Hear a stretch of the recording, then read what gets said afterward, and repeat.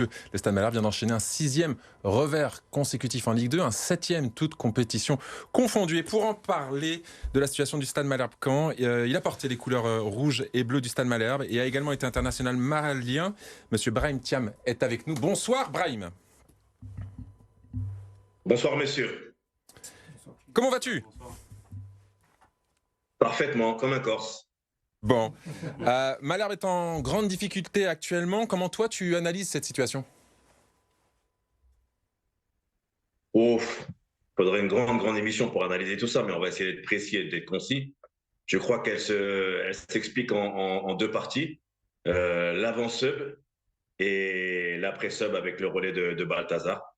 Je crois que la situation d'aujourd'hui est la conséquence des faits précédents ou de ce qui n'a pas été fait notamment et qui oblige cette équipe aujourd'hui à jouer avec une épée de Damoclès et d'être en grande difficulté et sportivement, psychologiquement, car on sait que le football est un sport où la psychologie a une grande place.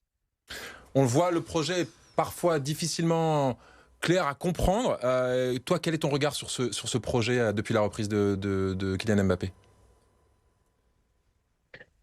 Moi, je pense que déjà, je salue le fait que Kylian Mbappé ait repris le club. Je crois que c'est important de le signaler. Aujourd'hui, mettre de l'argent dans le football de sa poche, c'est très compliqué et ça, il faut que le respecter. Et là-dessus, je ne reviendrai jamais. À partir de là, il y a le fond, il y a la forme. Sur la forme, évidemment, moi, je reste persuadé que quand on rachète un club, qu'on a à 80%, on a envie de faire un peu ce qu'on veut et c'est normal. Voilà, moi, je sais que voilà, Nicolas Seub, il a fait ce qu'il a pu avec ce qu'il avait. Je pense qu'il n'était pas dans le projet des gens qui ont racheté le club. Malheureusement, il fallait trouver un créneau à un moment donné pour le faire sauter. C'est ce qui a été fait. Mais c'est dommage parce qu'aujourd'hui, c'est le club qui en pâtit et le peuple canet, qui m'est très cher, vous le savez. Ouais, derrière moi, il y a une petite écharpe qui m'avait été offerte par les supporters du MNK avec qui j'entretiens beaucoup de relations. Et je pense que c'est ça qu'ils ont du mal à comprendre. Peut-être c'est pas assez palpable pour eux. Les Canets sont un vrai peuple de football et aujourd'hui, on souffre tous. Tu as l'impression qu'en enlevant Nicolas Seub ou en disant ce que tu viens de dire finalement qu'il n'était pas dans le projet depuis le début de saison, on enlève un petit bout de cette âme aux supporters canets? Ouais, on enlève peut-être la dernière passerelle qui les lie peut-être avec l'époque qu'ils ont connue, notamment aussi la mienne. C'est peut-être un petit peu la nostalgie qu'ils avaient, c'est-à-dire des joueurs qui étaient respectueux, quelle que soit leur origine, d'où ils viennent, combien de temps ils restaient. Capacité et ce qui a fait la carrière de Nico et la mienne avec des qualités médiocres, mais avec un grand cœur et une vraie honnêteté dans l'engagement. Je crois que c'est ça, quand c'est ça, c'est-à-dire qu'on ne peut pas arriver aujourd'hui à raser le passé et construire un autre club. Et il faut absolument que les joueurs s'imprègnent de ça. Moi, vous savez que j'ai joué des derbys contre le Havre. D'ailleurs, je n'étais pas très aimé au Havre, mais c'est pas grave. Ça veut dire que je faisais bien mon travail. Quand on porte un maillot, on porte un écusson. Il faut absolument le défendre, il faut se battre, il faut tout donner. Et je pense que c'est ce qui manque au jour d'aujourd'hui à cette équipe. Comme le fait très bien Annecy ou Laval, avec des moyens moindres, avec des joueurs plus âgés. Donc il n'y a pas de raison que les Canets ne peuvent pas le faire. Et la vérité vient du terrain et des joueurs. Et tu le dis très bien, mais pour retrouver un petit peu, quel levier reste-t-il finalement? Bruno Balthazar vient d'arriver, il reste sur 4 matchs et 4 défaites. Sur quel levier il peut actionner finalement pour trouver cette régularité et déjà gagner un premier match? Déjà, le premier enseignement, c'est que lorsqu'on change d'entraîneur, il y a un minima un choc psychologique au premier match, ou éventuellement au deuxième, ou au troisième, mais là, ça va faire le quatrième et ça va faire le cinquième.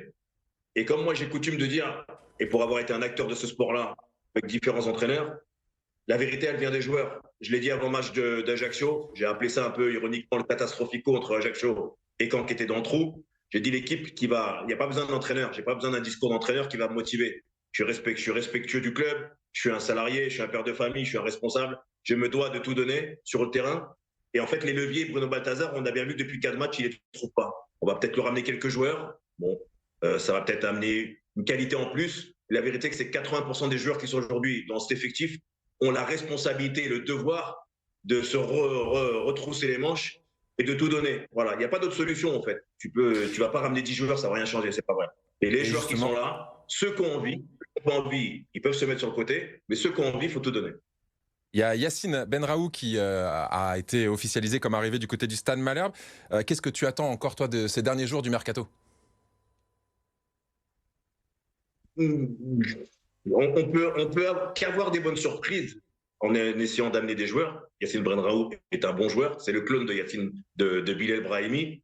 Il jouera peut-être sur un côté, mais il aime bien rentrer à l'intérieur. Donc, c'est ramener peut-être un joueur d'axe de plus. Les joueurs de côté, on ne les verra pas parce qu'ils ne sont jamais arrivés.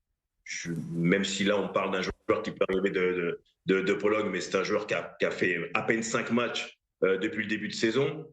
Donc, on essaie de trouver des solutions. La vérité, c'est qu'arriver dans un train comme celui de Stade Malherbe-Caen, en ce moment, qui est à la traîne, moi, je ne suis pas trop partisan des joueurs prêtés parce qu'un joueur prêté, il viendra jusqu'à un moment donné où ça devient difficile et il sait qu'il va retourner dans son club. Moi, j'aime bien les joueurs qui viennent, qui s'impliquent dans le projet et qui ont un intérêt à ce que le club se sauve. Et là, je pense que c'est plus intéressant.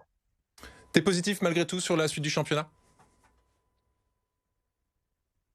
Oui, je suis positif parce que je n'ai pas l'habitude d'être quelqu'un qui baisse les bras. J'aimerais peut-être passer un message et transmettre ce sentiment aux joueurs.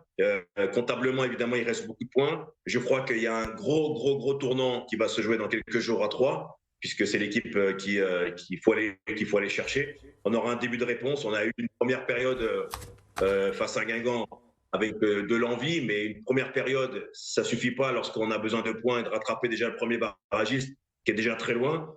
Donc, on ne peut prendre, et là, match qu'après match, mais encore une fois, c'est les joueurs. Voilà, il n'y a pas besoin de l'entraîneur de savoir si on va jouer en 4-2-3-1, 3-5-2.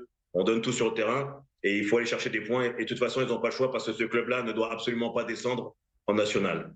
Merci Brahim. Une dernière petite question. Alors, tu nous l'as dit, ça a été un passage important dans ta carrière, ce passage au Stade Malherbe. Ton meilleur souvenir à Caen? Oh, j'en ai tellement. Mon meilleur souvenir, c'est, allez, si je dois en décrire un, c'est lorsqu'on est monté en Ligue 1 en 2006 où on a fait un grand foot dans l'aéroport après le match, bien arrosé parce qu'on a fêté ça. Et lorsqu'on est arrivé sur l'esplanade de Dornano avec les supporters sur l'estrade, des gens avec qui je suis en contact encore aujourd'hui, on a fait une grande fête, mais aussi tous les jours dans la ville. C'était vraiment extraordinaire.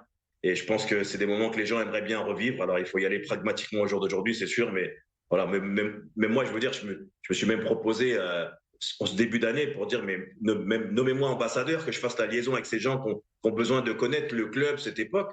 J'ai dit, on ne peut pas continuer dans un club sans avoir les liens avec des gens qui ont connu une époque. Absolument. Et c'est un petit peu ça qui manque. Et là, c'est l'âme de Caen.